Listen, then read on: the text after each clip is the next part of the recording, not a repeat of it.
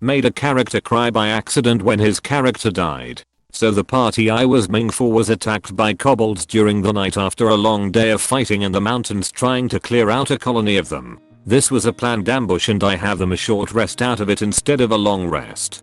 During the fight the ranger was downed and down to doing death saves. The other 4 party members fled the scene with the exception of the wizard who had levitated up into a tree to hide and observed the following scene. I didn't want to kill off the character and decided to let the character have all his saves regardless of what was going on. And he passed and got up surrounded by kobolds. He then fought them one by one being felled time and time again, killing off 4 of the 10 remaining until he finally failed his death saves. With his fresh corpse on the ground the kobolds left alive ate the body breaking the bones in their teeth and crunching his cartilage into dust. Now it was at this point I noticed a very disturbing sound. It sounded exactly as I described, a crunching tearing chomping sound. Unknown to me, my wife had given my 2 Dachshunds terriers some pig ears a couple minutes before and they snuck under the table to eat them while the fight was going on. So the death scene came with full gory sound effects. Oops.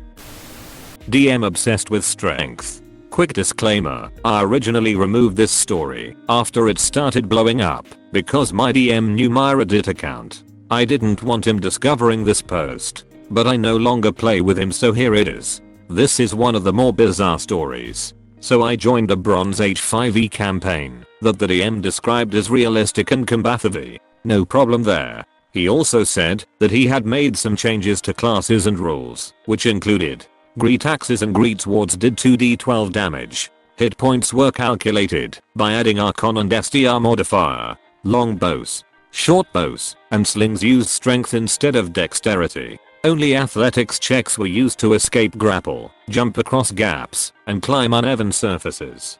He didn't let me use acrobatics. We routinely had to make athletics checks during long marches to avoid exhaustion from muscle soreness. Rage was replenished on a short rest. The entire party was composed of barbarians and fighters. Me being the idiot that I am, decided to balance out the party by deciding to play wizard.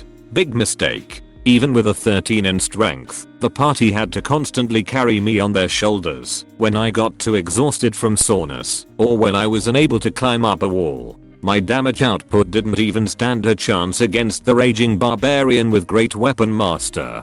I had to drop 3rd level spells just to keep up. My hit points, although low compared to a barbarian, were even lower because everyone except me had 80-90 hit points at level 5, whereas I was stuck with a measly 35. This led to completely unbalanced encounters where one hit from the monster could insta-kill me. I did end up switching characters to a strength paladin, but I left after the DM took away my powers after I refused to butcher the heretics of my religion. Overall, I'd say it was a good game, but the DM was really obsessed with strength and barbarians for some reason. I miss the grittiness of his games, but I don't miss the boneheaded rulings. Edit. I should also mention that the DM is a bodybuilder and always talked about gym stuff with some of the other players before sessions. Maybe that had something to do with it. DM doesn't support PvP but only selectively. I was reading a post and it reminded me of another terrible game. This was in my 3.x days. It was a faceta face game. Remember those? At a friend's house, I had chosen to play a half-orc sorcerer who was also devoutly religious to Oladamara, god of mischief Ike. Another player, upon learning of my choice, rolled up a cleric, specifically also of Oladamara. I didn't think anything of this at the time. Then the campaign starts.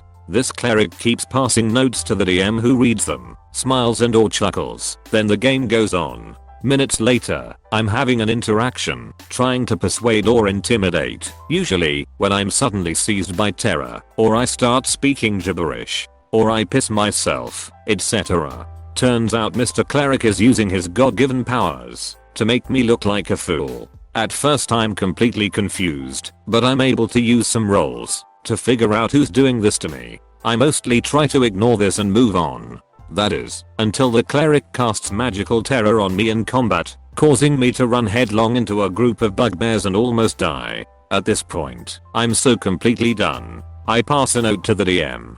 Prepared action. The next time the cleric opens his mouth, I cast fireball with his position as ground zero. The DM frowns and immediately reveals my note. He says I don't allow PvP at my table. Me, with the most fed up expression on my face. So what do you call what he's doing to me? That last spell almost got me killed. DM. That's just harmless fun, in line with how his character would act. Even if you died, he would have brought you back. Me. Well, I have a scroll of revive in my pack. If this kills him, I'll bring him back. I cast fireball on him. DM. You can't. I won't allow it. Me. Then I cast dimension door. DM. You don't know that spell. Me. Oh but I do. This here I gesture to his house. Is your dimension. And right there I gesture to his front door. Is the door. I stormed over to it, yanked it open, screamed "GOF yourselves," and slammed it behind me. Haven't spoken to any of them since. Omnipotent NPC Jerks. Does anyone hate it when DMs introduce omnipotent NPCs? For some reason these NPCs are always jerks, but in a frustrating mess with the players kinda way. For example, I was playing a game where this ultimate sorcerer emerged from some crazy plane of existence. I made some joke about the situation and the guy teleported me to the astral sea for no reason, and then teleported me back. This was followed by a solid 3 hours of quirky behavior. That was neither endearing or amusing. It just kind of removed any stakes in the story and came off like he was just fucking with us. It kind of discouraged me to roleplay because this god level entity would just do something annoying. We were level 5 BTW. The session didn't even go anywhere with the story. Why do certain DMs do this? I felt like the session was complete waste of time. It just seemed to be this one sorcerer dude torturing us for the session. The only completely omnipotent character I know of in any published setting is the Lady of Pain in Sigil. The best part about her character is there are rules around her power.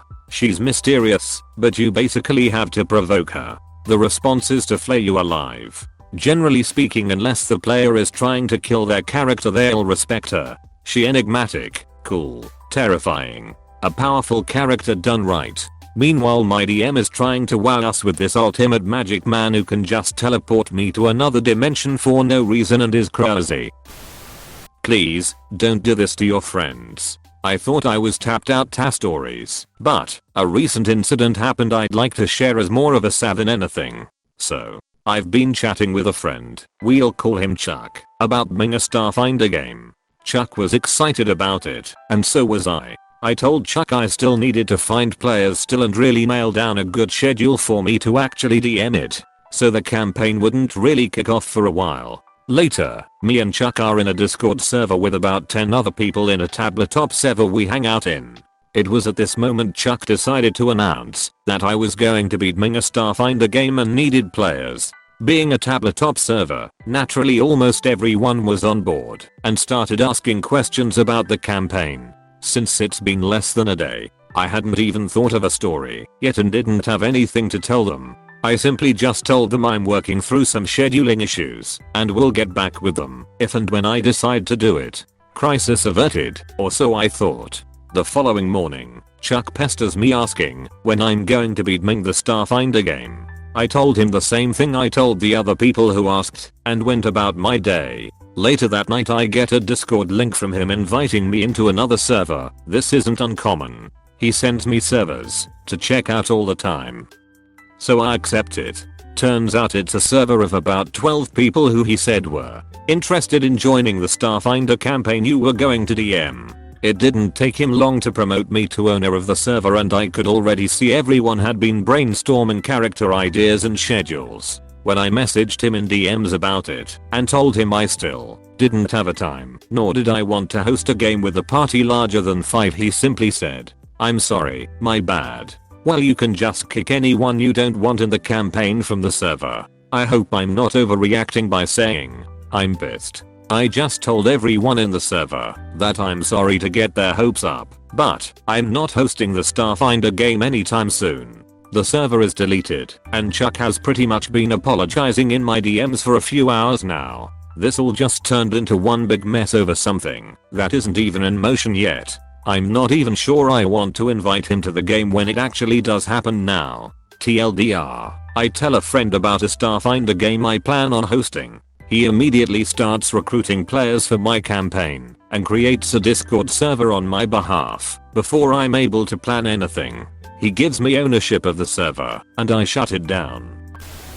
You're playing a what, cleric? My last post was decidedly and accidentally on my part not something that belongs on this sub, and for that I humbly stop lurking and offer a story from my edgy high school days over 10 years ago just with my first group.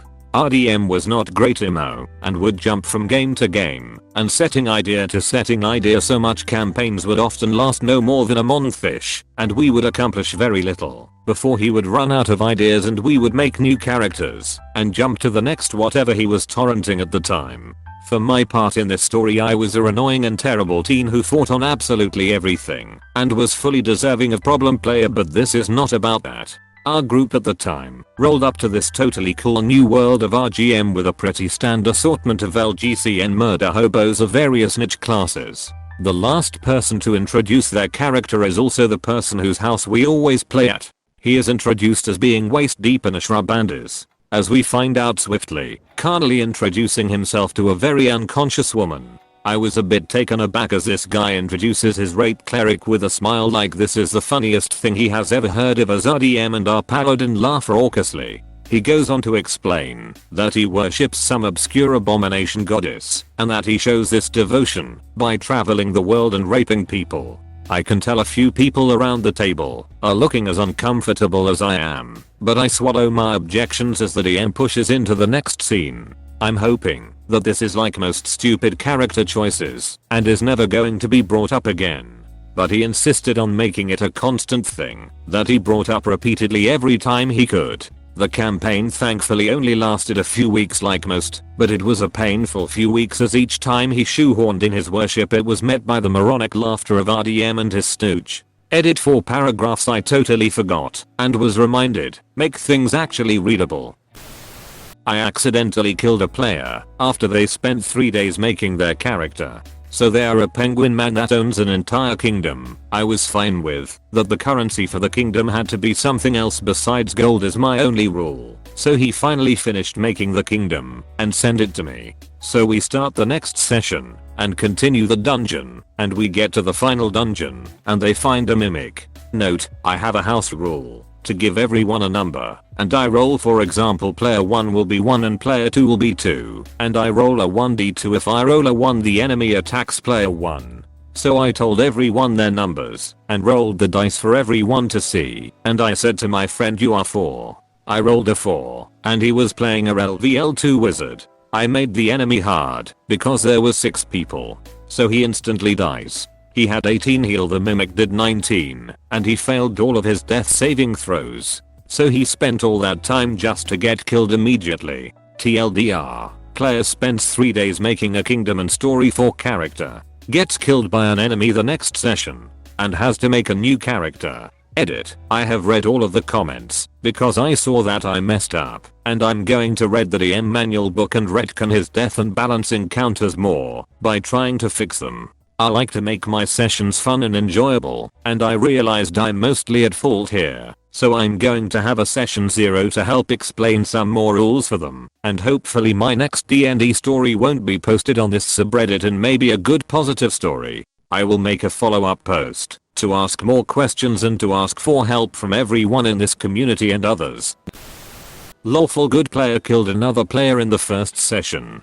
For background, this was the first session of a homebrew campaign with a lot of really well written characters. The characters I will be focusing on in this post are Chadley the lawful good half-elf wizard who hates all elves and is part animal for some reason, and Lucinex the lawful evil elf artificer who was an assassin to make money when inventions weren't selling. Other characters that may be mentioned are Worm and Liv, tiefling rogues on the run from an evil cult, and Bill and Alice. Bill is a locator rogue and Alice is a tiefling bard. The conflict came up when the players were arguing over how to pay for a stay in an inn and Lucinex recommended killing the owner and staying for free. Chadley was appalled by the idea and the party eventually settled on Liv's idea to purchase the entire business, but that didn't stop Chadley. After they took a long rest, Chadley's player asks me, can I shoot a magic missile at Lucinex?